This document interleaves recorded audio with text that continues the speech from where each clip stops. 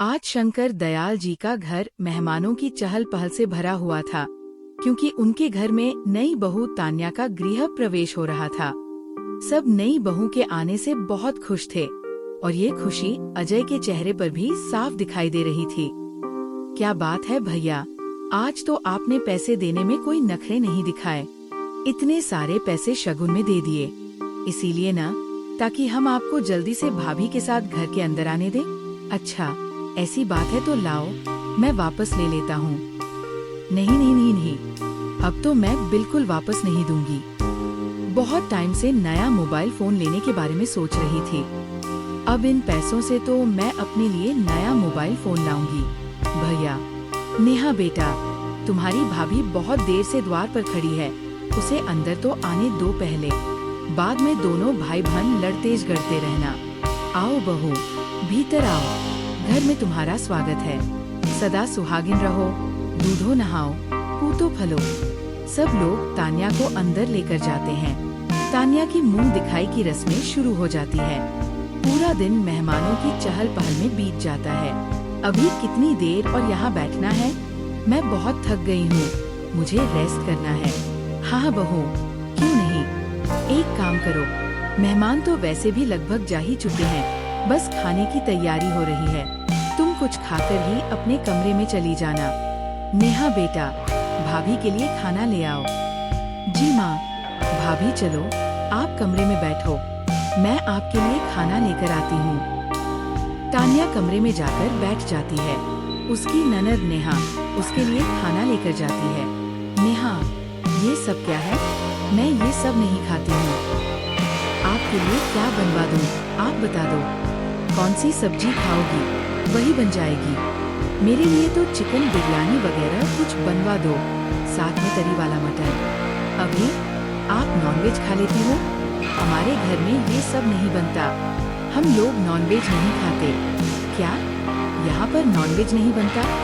पर मुझे तो रोजाना नॉनवेज खाने की आदत है, मैं नॉनवेज खाए बिना नहीं रह सकती।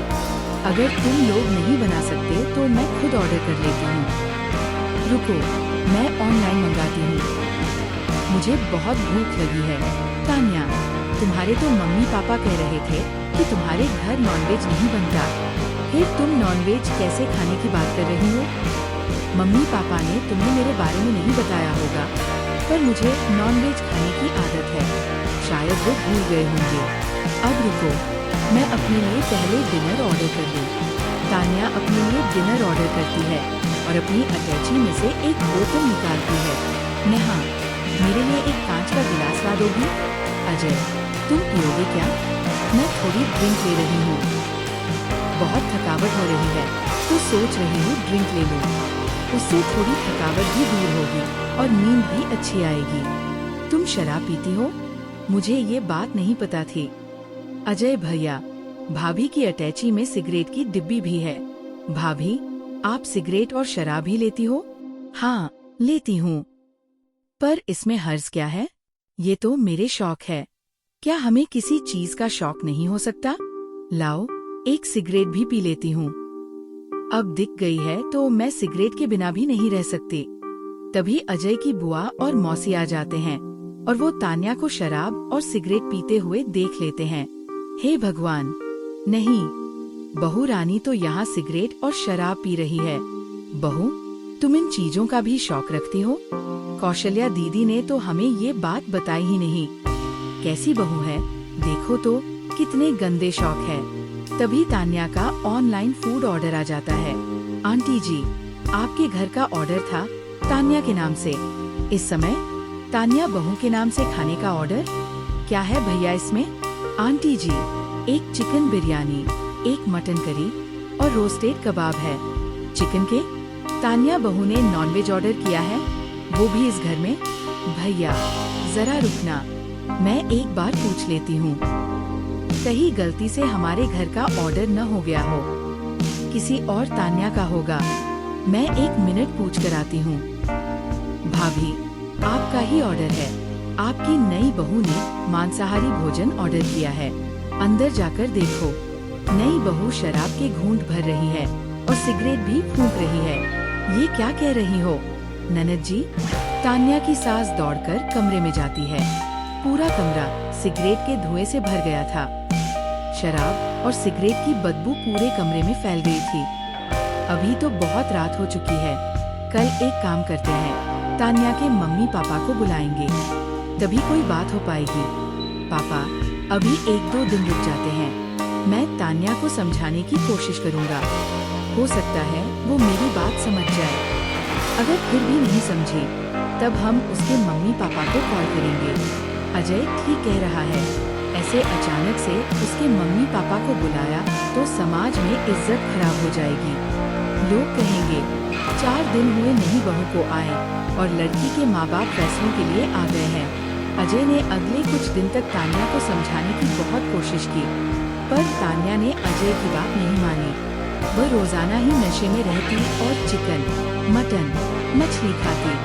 एक दिन जब काम वाली माया तान्या के कमरे की सफाई करके बाहर आई, आंटी जी एक बात कहूँ, बुरा तो नहीं मानोगे?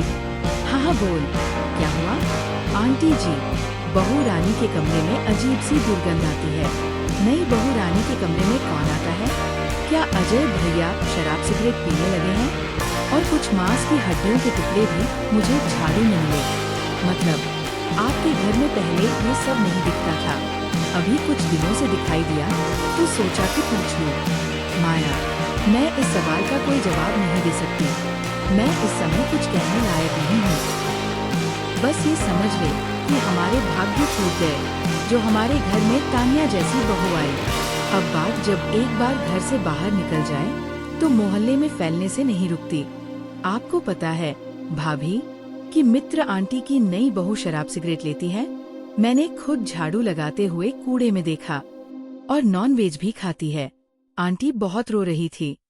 अच्छा, ये बात सुनकर तो मुझे भी बड़ी हैरानी हो रही है। बताओ तो कितना अच्छा लड़का है अजय। और कौशल्या जी, शंकर दयाल जी, उनकी बेटी नेहा, सभी बेचारे बहुत अच्छे हैं। धीरे धीरे बात पूरे मोहल्ले में फैल गई। अजय इस शादी से बहुत परेशान हो गया था। एक दिन उसने खुलकर तान्या से बात करने की कोशिश की, पर इससे पहले वो बात करता, उसे तान्या का एक सच पता चल गया। एक दिन अजय की एक रेस्टोरेंट में ऑफिस की मीटिंग थी। वहीं पर उसने तान्या को एक लड़के के साथ बैठे हुए देख लिया। अजय उनकी बातें सुनने लगा। करण, अब मुझसे नहीं रहा जा रहा। मैं इस शादी के बंधन से आजाद होना चाहती हूँ।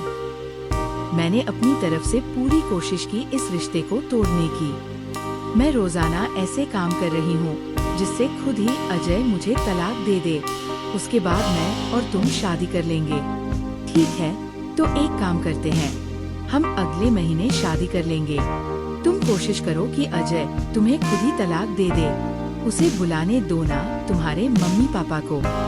अच्छी बात है, जब सबके सामने बात आएगी तभी तलाक हो पाएगा।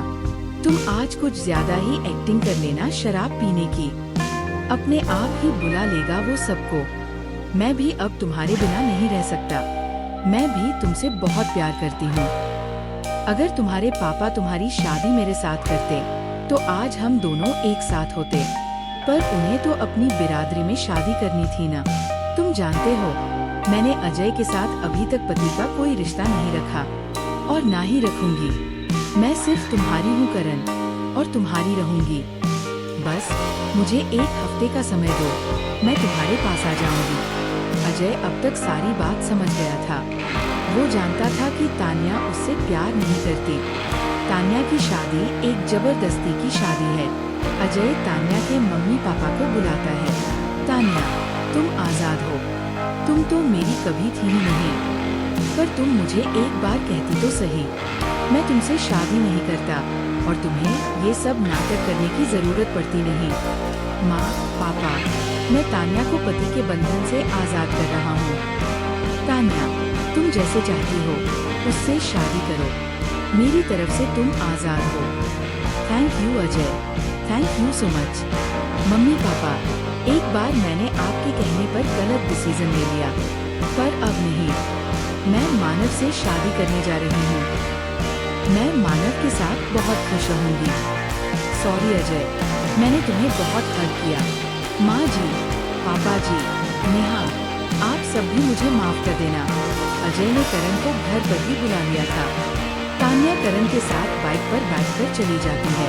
अजय की दूसरी शादी होगी, पर बहुत मुश्किल से होगी, क्योंकि शादी होने के बाद जब शादी टूटती है तो बहुत मुश्किल से दूसरी शादी होती है, चाहे लड़का हो या लड़की। अगर अपनी मर्जी का अच्छा जीवन साथी न मिले तो दोनों का जीवन परेशानियों से घिर जाता है। लोग तरह तरह के सवाल करते हैं कि बहू शादी के बाद 4 दिन ही क्यों रुकी, शादी क्यों टूट गई, आखिर ऐसी क्या कमी रह गई। इस तरह के सवाल हर किसी के दिमाग में चलते रहते हैं। इसलिए माता पिता को हमेशा अपने बच्चों की शादी सोच समझकर और उनकी पसंद के हिसाब से ही करनी चाहिए, तभी शादी के रिश्ते सफल होते हैं। दोस्तों, उम्मीद करती हूँ कहानी पसंद आई होगी।